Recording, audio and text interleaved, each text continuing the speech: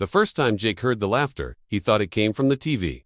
A grainy commercial was playing late one night, some cheap toy ad, echoing through the empty living room, but when he muted the screen, the giggle kept going. High-pitched, mechanical, and wrong. It came from the floor behind him, from his son's old toy chest.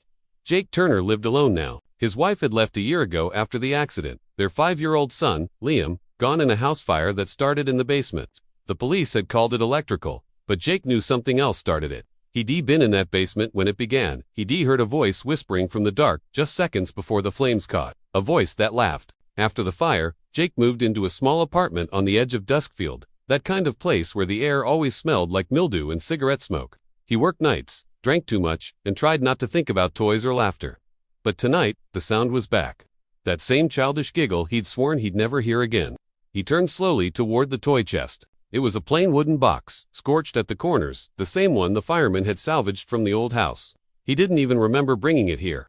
The lid was slightly open, like something inside had been recently disturbed. Jake approached it cautiously, each step creaking over the warped floorboards. The laughter had stopped, replaced by a faint click-click-click sound, like small plastic joints snapping into place. He knelt beside the chest and lifted the lid. Inside sat a doll, a red-haired freckled face, good guy doll, blue overalls, striped shirt, a cracked smile. The plastic around its mouth was slightly melted, its eyes dull and uneven. Jake's breath caught. It looked exactly like the one Liam used to carry everywhere. For a long moment, he just stared at it, frozen. Then he whispered, "How the hell?" The doll's head twitched. Jake stumbled backward, knocking into the coffee table. The doll's arm rose stiffly, like a puppet being pulled by invisible strings, and in that familiar sing-song voice, it said, "Hi, I'm Chucky, wanna play?" Jake's skin went cold. The voice was cheerful, but underneath it, a distortion, something darker, like a growl, buried inside the words. He kicked the toy chest shut, breathing hard, his mind racing. It had to be a malfunction. Maybe the heat damage had triggered some kind of looping sound chip. Yeah, that was it. He picked up the doll, meaning to throw it out, but the moment he touched it, the plastic felt warm, too warm, like skin. And then it laughed again. Jake hurled it across the room. It hit the wall with a solid thud and slid behind the couch. He stood there, shaking, staring at the space where it vanished. Silence. Minutes passed. Nothing moved. Finally, Jake muttered, "I need a drink," and grabbed a bottle from the counter. He poured himself a glass, hands trembling, but when he raised it to his lips, a small voice whispered behind him, right next to his ear, "Still drinking, huh, Jake?" He froze. The glass slipped from his hand, shattering. That voice wasn't pre-recorded. It knew his name. Slowly, he turned. The doll was standing on the kitchen counter. Its eyes glinted in the dim light, two small points of reflection that didn't blink. Jake backed up until he hit the wall. "You're not real," he said, voice trembling. Chucky grinned wider. "Real enough to finish what we started." Jake grabbed a knife from the counter, his heartbeat hammering. "Stay back." Chucky tilted his head. "You think you can kill me again? Just like the fire?" Jake's breath hitched. "What did you say?" "You remember, don't ya? That night in the basement. You tried to burn me, but all you did was kill your kid." The knife slipped from Jake's hand. "That's not true." "Oh, it's true," Chucky said, his tone low and cruel. "Liam found me down there, remember? He was playing talkin' to me like I was his best pal. You came down drunk, yellin' sayin' I was cursed, that I was talkin' to him in his sleep. You grabbed the lighter fluid, but you didn't see him behind me." Jake shook his head violently, clutching his temples. "Stop it." Chucky's laugh echoed off the walls, shrill and mechanical.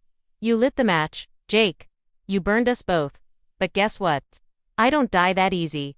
Jake lunged forward, sweeping the knife from the floor and slashing toward the doll. The blade caught plastic, but no resistance. The knife went straight through, as if slicing air. The doll vanished, and Jake's swing carried him forward, crashing into the fridge. The lights flickered. The room warped, shadows stretching long, twisting across the walls like black smoke. A voice whispered through the static hum. "He's back where it started." Jake stumbled toward the front door, but it slammed shut. The deadbolt clicked on its own. He turned, and for the first time, saw movement all around him. Dozens of tiny figures emerging from the shadows. Good guy dolls, burned, melted, cracked. All with the same smiling face. Chucky's voice echoed through them, overlapping dozens of versions of that same high-pitched sneer. "Wanna play, Jake?" Jake screamed, grabbing a chair and smashing it against one doll. It exploded into ash, but more came forward. He ran for the window, but the glass showed something wrong, not the night outside, but flames. Orange light flickered like a living memory. The apartment wasn't an apartment anymore. It was the basement. The old one. The one that burned. Jake's breathing grew shallow. He was surrounded by melted toys. The smell of smoke thick in the air. He could hear the faint crying of a child. "Liam," he whispered. The crying grew louder, echoing from the corner. He turned and saw his son sitting on the floor, clutching the same Chucky doll. Only Liam's skin was pale, translucent, his eyes dark hollows. "Daddy," the boy whispered, "why'd you leave me?" Jake fell to his knees. "I didn't, I tried to save you." Chucky stepped out of the shadows behind Liam, placing a plastic hand on the boy's shoulder. "He's lying, kid. He didn't try to save you. He tried to save himself." Jake crawled forward, tears burning his eyes. "Please, Liam, I'm sorry." Chucky's grin widened. "Sorry's not gonna cut it this time. Pal, you took my fire. Now I'm talking yours." The basement lights flickered, and suddenly the air grew unbearably hot. Flames erupted from the floor, licking up the walls, spreading fast. Jake screamed, reaching for his son, but Liam's form began to melt into the smoke. Chucky laughed, that shrill, endless, echoing laugh. "Playtime's over." The fire engulfed Jake. He could feel it, not like real flames, but a burning inside his mind, a loop of guilt and terror that wouldn't end. Then everything went black. When the firefighters broke into apartment 3B the next morning, they found no fire. No smoke, just a man sitting in the corner, rocking back and forth, whispering, "It wasn't my fault. He made me do it." On the counter sat a single toy box, blackened, half melted with one good guy doll inside. The doll's face was cracked, its smile uneven. As the paramedics lifted Jake out on a stretcher, one of them noticed something strange. The doll's head turned slightly, and in a faint, glitching voice, it said, "Hi, I'm Chucky. Wanna play? Again?" The paramedic blinked, unsettled. He looked around, but no one else had heard it. He shook his head, closed the toy box, and muttered, "Creepy thing." But as he carried it outside, the faint smell of smoke followed him all the way to the ambulance. Later that night, in the evidence locker, a security camera caught the box shifting on its own.